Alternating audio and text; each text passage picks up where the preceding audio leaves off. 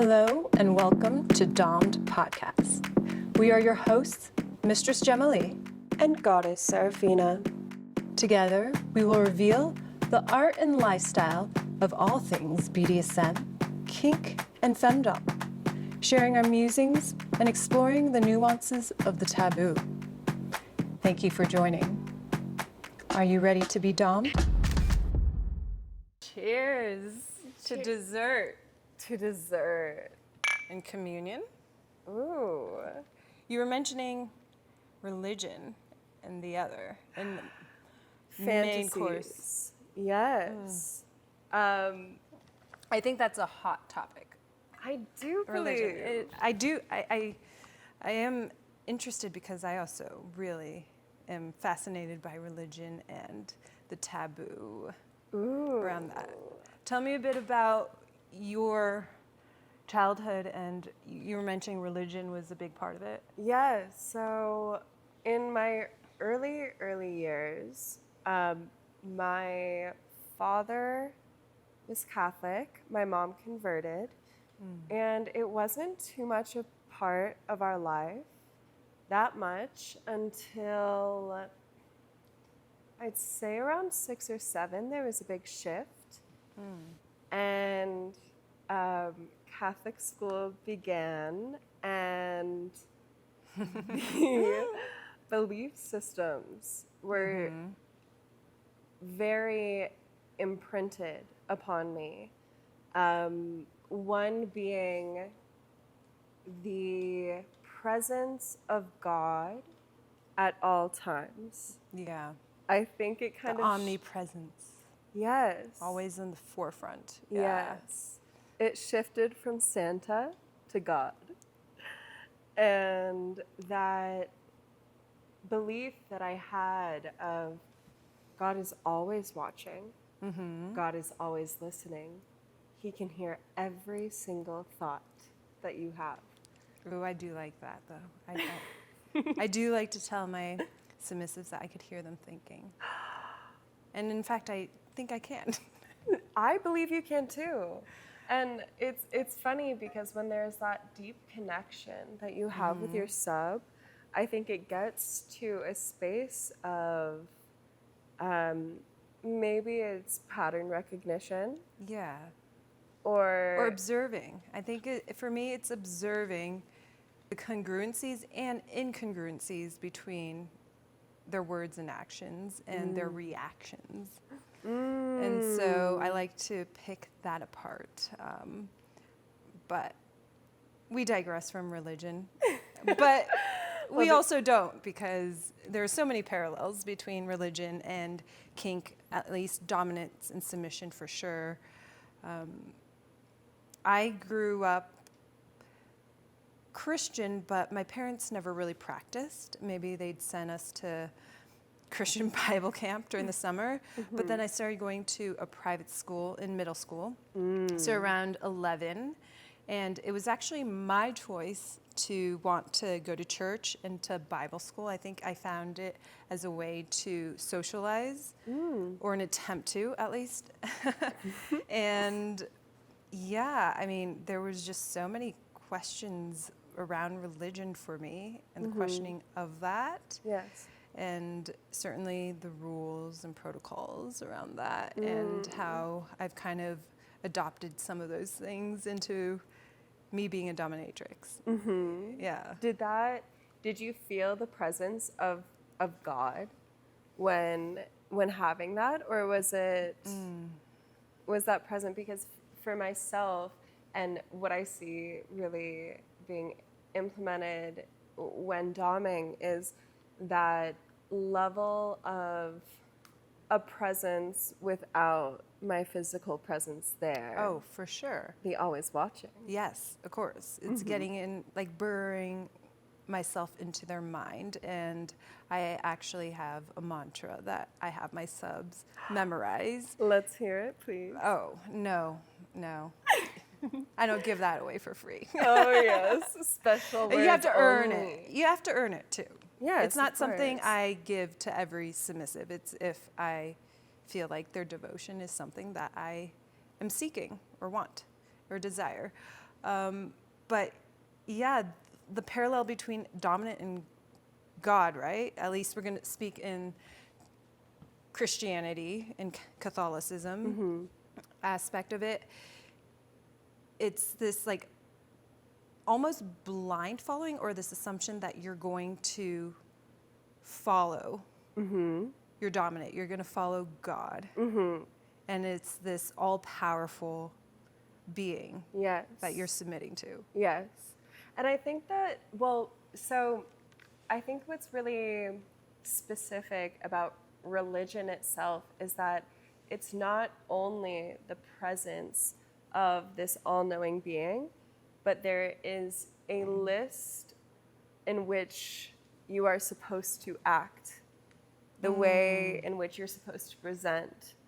So it's like protocols, like a parallel to protocols as well, or like the moral ethics of Christianity, what the rules you're supposed to live by, and the way you're supposed to order your life according to those values set forth. Yes. Is that what you're talking about? Well, I think it's a combination of all, to be completely honest, that it's this level of, yes, having protocol and things to do and this list, but it's, even if I haven't given you the exact acts to act upon, will you feel my presence enough to to be proactive in this holy, pure state, which obviously this pureness is such an interesting, it's kind of with domming and the Domme and subspace, it's the deconstruction of pureness. So, yeah, tell me more. So with religion, I think that it sets this place of, if you do this thing, you are judged. People will know. There are immediate consequences, even if no one around you is aware that this is happening.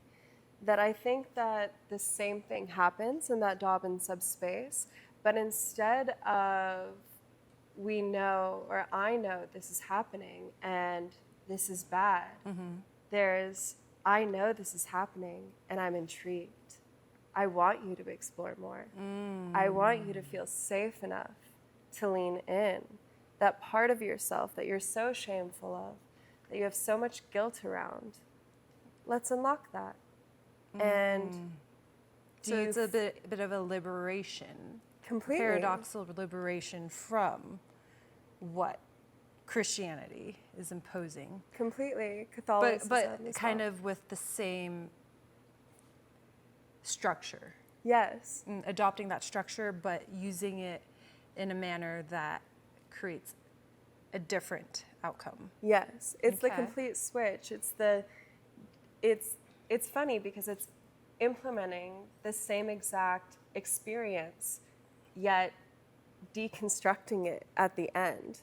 That instead of, how dare you, this is not allowed, you should never do that, be like, how dare you, let's explore.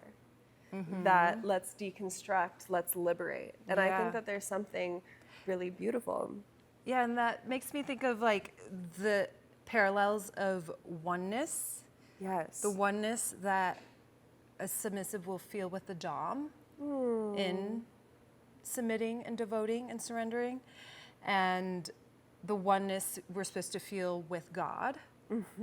And so there's this virtue of submitting where you kind of touched on it.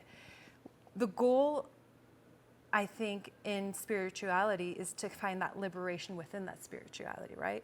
Being so focused on God that you feel liberated and free within that construct and those confines.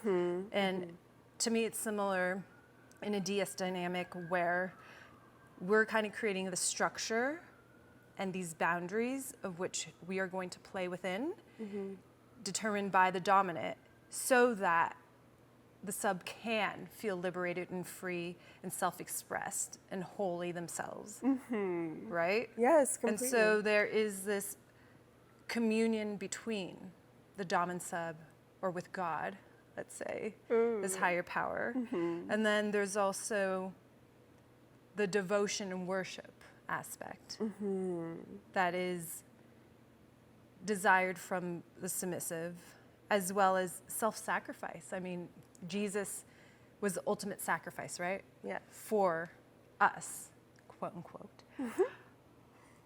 And there is a good measure of a self-sacrificing. Like, it's not going to be easy necessarily. It's going to push you. It's going to challenge you.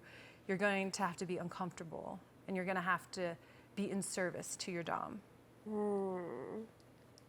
I love that. So there's multiple things that I really enjoy.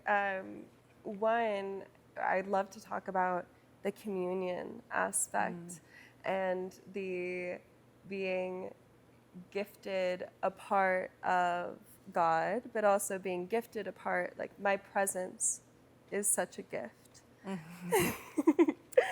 For sure. Your presence is Our such presence. Thank you. I appreciate that correction. So our presence is such a gift that ritual of setting space that is different than the rest, different than life. That it is a time where the rest of the world, the rest of your life doesn't matter anymore. That you are here to accept, here to surrender, here to give all, and then bring that into the lifestyle itself. And I think that you mentioned this in past episodes when talking about bringing that Dom and subspace more into the lifestyle, that these sessions are mass. That it's, again, permeating beyond just the worshipful, dedicated time, like going to church, right? You could do lip service and just go to church, but it's what is outside of that context. Completely. Are you living that? Are you embodying that fully? And for me, that is where the gold is. Yes, because in that space beyond the session, and this is something that I don't think that it started a kink for me, but more so ignited what was already there of confessional. Yeah. And you cannot confess unless you've been given the space to explore sin. Right. You need to have committed that sin to repent and to find forgiveness or acceptance. Yes, completely. So it's rare that when you are outside of the space, it's only when you are fully committed to God or a Dom where you're thinking of, what will she think about me? Yeah, thinking beyond yourself. Yes. Yeah. Does she approve? Is my existence in the outside world faithful to my Dom? Yeah. Would she be excited to see what I am doing outside? And if not, tell me. Confess, because there are consequences. There Every are. action has a consequence. And I think that goes to the rituals as well within religion and the rituals of, the history of punishments. Like, I don't know what your Catholic school was like, but the traditional spanking, the ruler, self-flagellation was a thing, right? Yeah. And to repent and show Yes. your devotion, the confessionals, as you said, Yes. the communion, the act of communing with God. Yes. Yeah, so it wasn't in the school that I was at, they did have nuns that they stopped being teachers a few years before yet it was actually, Catholic school was the place where I had the most experience with incredibly dominant women. Your teachers? My teachers were very dominant women predominantly, but my principal specifically, she was an ex-drill sergeant.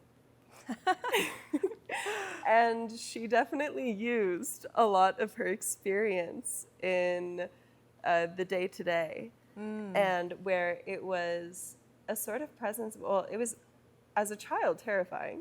Yeah. But now, I believe that it was one of my first experiences with an incredibly dominant woman. Like, she would come in and everyone would sit up straight. Really? Everyone was nervous and going through, is she going to be upset at me? Is she going to yell at me? Is she going to punish me? Yeah. Where it was this level of unease at all times. Yeah, the tension. Yes, completely. Yeah. That I think that, so I know that you, we had talked about the archetypes that Mistress Dominatrix Dominatrix has talked about. The authoritarian. Yeah, the disciplinarian. The disciplinarian. So she was that. She was that. I do feel like Catholicism is a lot more rigid than, I went to non-denominational, so it was less rigid. And what's interesting is that the women actually played more of the typical traditional women role. So the head mistress, I will say, for lack of a better word, she was female, but it was more of a family-run thing where she was the wife of the pastor who started the school and the church. And it was, all the pastors were male, right? They were the ones teaching the way of God. Yes. And then there were teachers that were both man and female, but the women did tend to take on the more nurturing role. Yes. And so for me, I didn't as much see women in really strict power. There was still, like, I think this reverence to the male being the keeper of the truth, because they were the pastors and they were the ones teaching that. And within that, that brings me also back to, like, the parallel of the dominant and God, where in history, like, the church was used so much to have a stronghold over others. For example, like, everything was in Latin, so who spoke Latin? No one except those in the clergy and those who were in the church. And so that's kind of like withholding the power of, like, you must submit to me. And I really love that because, again, and one of the many reasons why I love the FemDom space is that switch. Yes. It's that, and as talked about in previous episodes, that I think that there is so much knowledge in, even if it doesn't come naturally, to be in a subspace, to learn how to correctly dom. That when being submissive to the man, you learn how to flip that role and do it better, in my eyes at least. That, oh, I can take your tools and I can gather it. Oh, right. And I can collect. Yeah. And I could refine it. Exactly. Yeah. And I think, and this is what you're missing. Yes, yes. And I think that there is such a power. It's funny that, you know, God is the capital H-E, and that is the all-knowing power. Yet when exploring both the masculine and feminine energies in me, I was always told that the masculine part of myself will be that capital H-E. And it wasn't until I started exploring the Dom space that I learned that my masculine side is a little boy that likes to play around. It's my feminine that is in power. It is my feminine that has that capital S-H-E. Yeah. I do believe that the woman tends to have some foresight and insight before a man is aware of it. And that being dominant isn't being forceful. It's not in this masculine. Sure, there's assertiveness, right? When it's necessary, but it's not forceful. It's a power that is definitely more esoteric and spiritual, which I think has more power if someone can recognize it. And in my mind, the masculine is more producing and doing. Yes. And the feminine is just being. So how do you apply that to the Dom space? You know, a lot in my 20s, I had this preconception that I had to walk and talk like a man to make it, which was completely opposite to, you know, my natural nature. But I wasn't aware of that. I just thought this is the way the world works. And it wasn't until my later 20s, I think as a kid, I was a lot more free and like just myself. As I mentioned, I was a lot more blunt and just expressive of my desires and needs. And so later in my 20s, I started questioning that. And that's when I started focusing more on my female friendships and diving into that and realizing how much I needed that.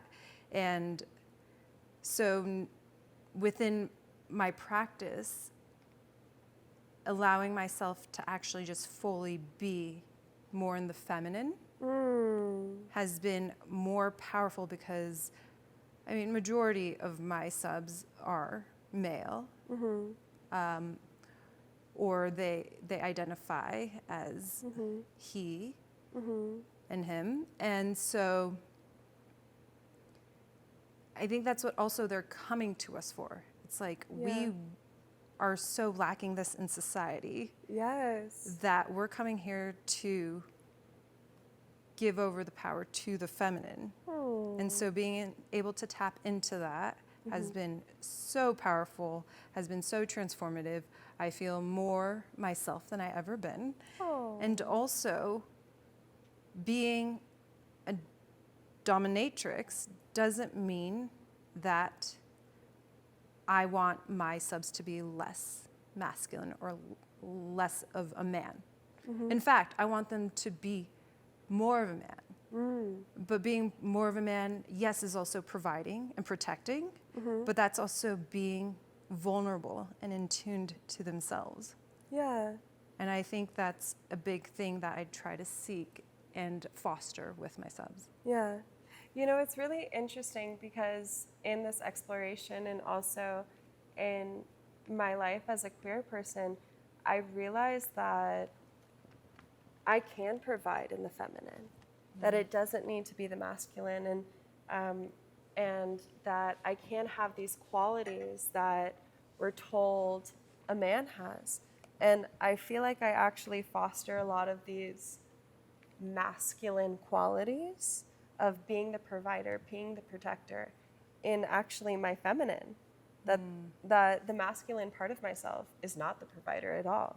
Interesting. Yeah, and going back to religion and this part that I feel like I was taught a lot of these gender roles in that space, and that it's through my queerness and also my space as a dom where I realized that these gendered qualities are very, very flipped for me. That when did you recognize that? I would say a few years ago that I like to, it was actually a time where I was bringing, it's funny how religion and spirituality have completely different energies. That I would always say that I'm not religious, but I am spiritual. Yeah, I say the same. And it wasn't until I started bringing spirituality and the rituals back into my life where I felt safe to explore again and got to find this power that was felt while in religion and throughout my entire life, and being able to, okay, if I could create a God, what would this God allow me to do? And it was be the most authentic version of myself. That it was applying very, what feels to me very, very feminine expression. Yeah. Yeah, I think for me, it's like the God I would create in the feminine, at least, which I would like to, creates the space. It creates the space. It holds that space.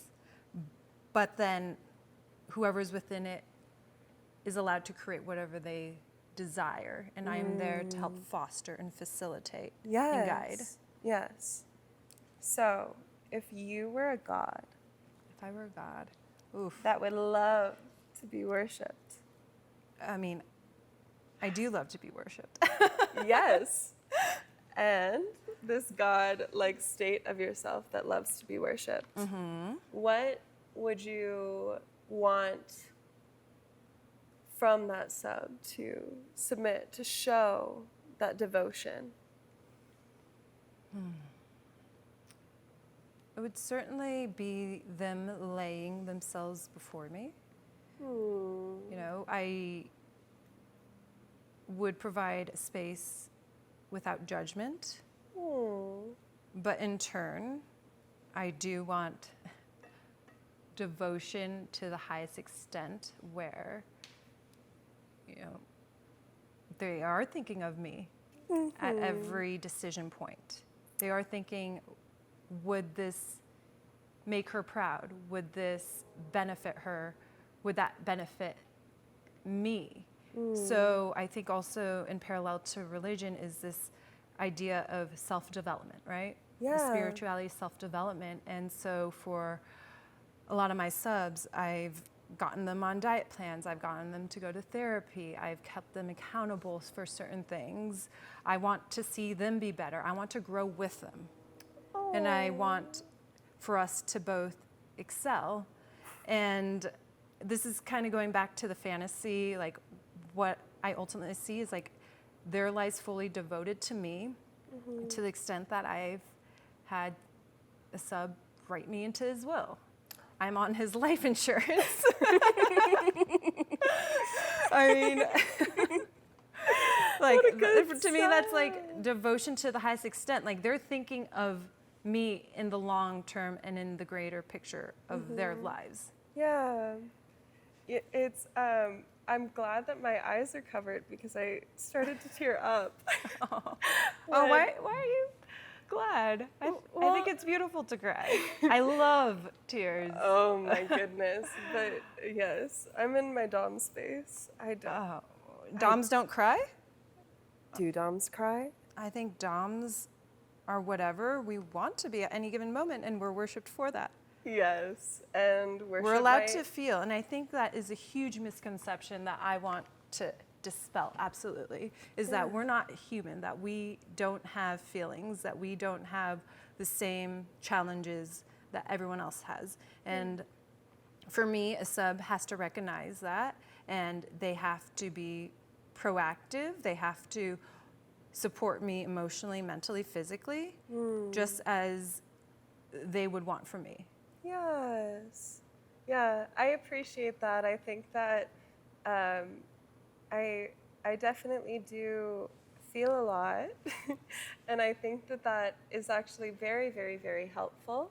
Yeah, I think it's a superpower when you're in such Yeah. dark spaces where you're playing with that. It's like, it is our empathy Yes. that allows us, and it's our superpower.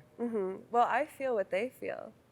For sure. Which is... Because then how can you be with them? How can you be with them in that very moment as you are challenging them, you're pushing them beyond completely. their comfort? Yeah. And I think, and I teared up because I was so appreciative of you sharing your love and care and thoughtfulness towards their well-being, towards the betterment of themselves. That it's funny. I feel like there's such a misconception of, oh, you're a dominatrix because you hate men and you want to hurt men, and you want to take out your anger on men. Like, I mean, there's some women, I think, that feel that way, but I don't understand why would you want to be in a profession or dedicate that much time to spending time with men if you hate them.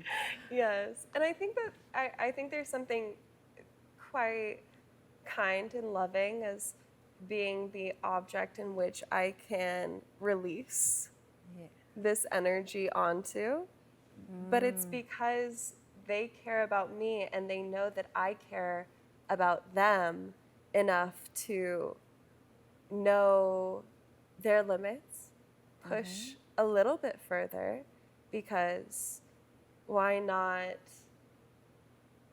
explore that dynamic of ceiling breaking. That I think that yes, that push through. And I think that that is, again, so paralleled with religion, of exploring sides of themselves, because expanding. Yes. That being able to hold that space and release, and hold space for release, both within myself, onto my subs, plural, and then also being able for them to have extreme release of, you don't know how strong you are until you're pushed outside the boundaries that feel safe. Right. And, you know, I think that God provides bravery in exploring the world, and It gives us a purpose. yes, yeah. And for DOMs and for us to be able to create that, I think is such a gift. And I'm really, really happy that, and grateful that you communicated this part of the dynamic that I don't believe is talked about enough. Yeah. Sometimes we like to just play superficially, which is not my MO, but here's to being gods that do it right. Goddess. Goddess. I mean, do we have to genderize it? Maybe, No. maybe not. Thank you for joining our podcast. Did you enjoy being dommed? Like, subscribe, and add your worships in the comments. Follow us on all socials linked in the bio below.